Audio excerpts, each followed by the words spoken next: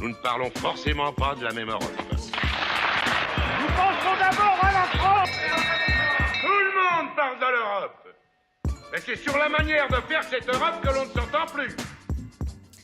Bonjour et bienvenue à Bruxelles pour ce 6e numéro de La Faute à l'Europe. Nous avons pris nos quartiers ici, dans le hall du Parlement européen, avec nos invités Charles Goerens, député européen libéral luxembourgeois, Maria Udrescu, journaliste à la Libre Belgique, et Jean Quatremer de Libération, bien sûr. Bonjour à tous, merci d'être parmi nous. Alors, demandez le programme de La Faute à l'Europe. Faut-il accorder une citoyenneté associée aux Britanniques? En d'autres termes, faut-il vendre un abonnement au Club Europe? C'est une idée à vous, Charles Goerens, on va y revenir. Le Premier ministre hongrois vient d'envoyer un formulaire Stop Bruxelles à tous les foyers. Tiens, c'est étonnant.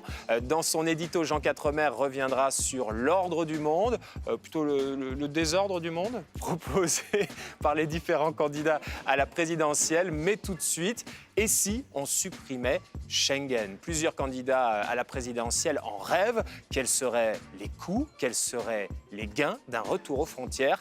Hugues Baudouin a fait les comptes pour nous.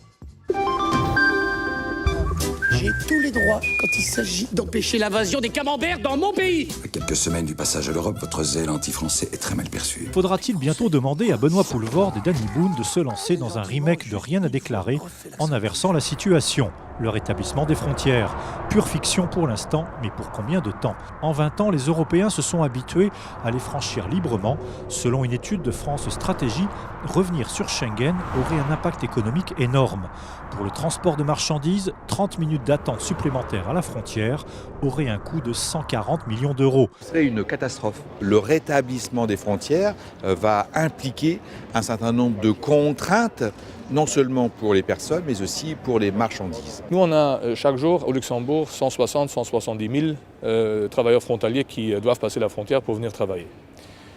Ce sont donc des gens qui ne trouvent pas assez d'emplois là où on veut fermer les frontières, n'est-ce pas? Un scénario catastrophe que réfute catégoriquement le stratégiste économique du Front National. Ont commercé et circulé bien avant Schengen. Les Européens retrouveront rapidement leurs habitudes d'antan. Donc non, moi j'ai été moi-même frontalier pour aller travailler à Genève en Suisse, en habitant la Haute-Savoie. Et je prenais la voie de circulation libre avec rien à déclarer. Tous les matins, je rentrais le soir, il n'y avait aucun problème. Et c'était dans les années 90. Bon. Danny Boone a reconnu un jour avoir pensé à une autre fin à son film, mais pas une minute, il n'a envisagé celle-là. Voilà, Danny Boone qui n'a à aucun moment envisagé la fin de Schengen. Jean, c'est étonnant, c'est un fantasme finalement le retour aux frontières. Là, si on reprend l'exemple d'Hugues Baudouin, Rien à déclarer, le film de Danny Boone, à la frontière entre la Belgique et la France, il y a 1500 points de passage. C'est illusoire. Absolument. Vous savez, au lendemain du rétablissement du contrôle des frontières par la France, à la suite des attentats de 2015, j'avais été faire un reportage. Je m'étais promené le long de la frontière. Donc effectivement, sur l'autoroute, vous aviez des contrôles, donc l'autoroute Bruxelles-Paris. Mais en revanche, il suffisait de sortir juste avant. Vous passiez par Maubeuge, ce qui m'a permis de découvrir Maubeuge. Et je ne connaissais pas Maubeuge. Et son clair de lune. Et son clair de lune, voilà. et on repassait, on se retrouvait à hauteur de Valenciennes. Et en réalité, la frontière, elle passe parfois dans des jardins, elle passe entre des maisons, etc. C'est incontrôlable. Un pays comme la France ne peut pas contrôler ses frontières. C'est un mythe. Charles Goerens, vous êtes luxembourgeois. S'il y avait une fin de Schengen, vous sentiriez très à l'étroit. Bon, ce serait la fin de notre économie et la fin de 90 000 emplois français. Tous les luxembourgeois sont des frontaliers. Il suffit d'une demi-heure pour passer la frontière. Et qui plus est, il n'y a pas un plus de sécurité.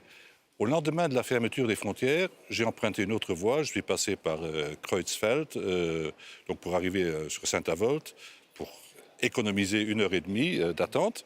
Mais là, il n'y avait personne.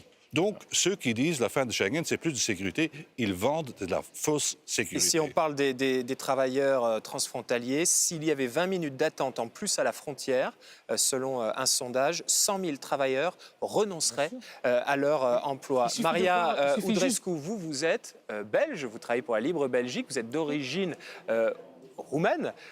Pour vous, est-ce qu'il y a une dimension symbolique à Schengen ? Tout à fait. Je pense qu'au-delà du coût économique de Schengen qui serait énorme, le coût symbolique serait encore plus grand. je me souviens quand nous sommes arrivés en Belgique avec mes parents, nous avons été visiter ce point où se rencontrent la Belgique, l'Allemagne et les Pays-Bas. Et j'ai vu leur enthousiasme à passer simplement d'un pays à l'autre, tout simplement en faisant un pas, en se disant « maintenant je suis en Belgique, maintenant je suis aux Pays-Bas ».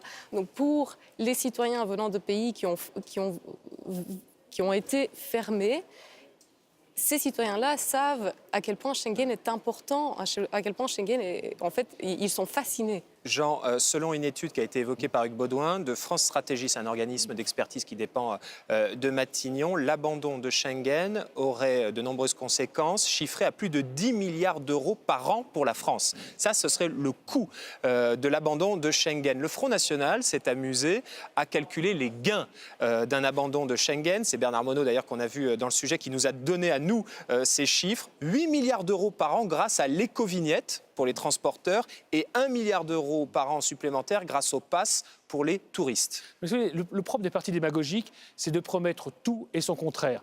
Rien n'est douloureux. On sort de l'euro, c'est pas douloureux. On ferme toutes nos frontières, c'est pas douloureux. On devient la Corée du Nord, c'est pas douloureux. Je veux dire, c'est absolument extraordinaire. Ils peuvent absolument tout dire. Moi, j'ai connu l'Europe avec des frontières.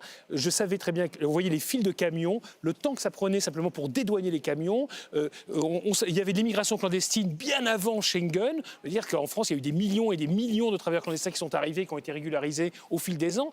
Les frontières fermées, ça n'existait pas. La Wehrmacht, par exemple, n'a jamais réussi à contrôler la frontière entre la France et l'Espagne. Ils tiraient à vue.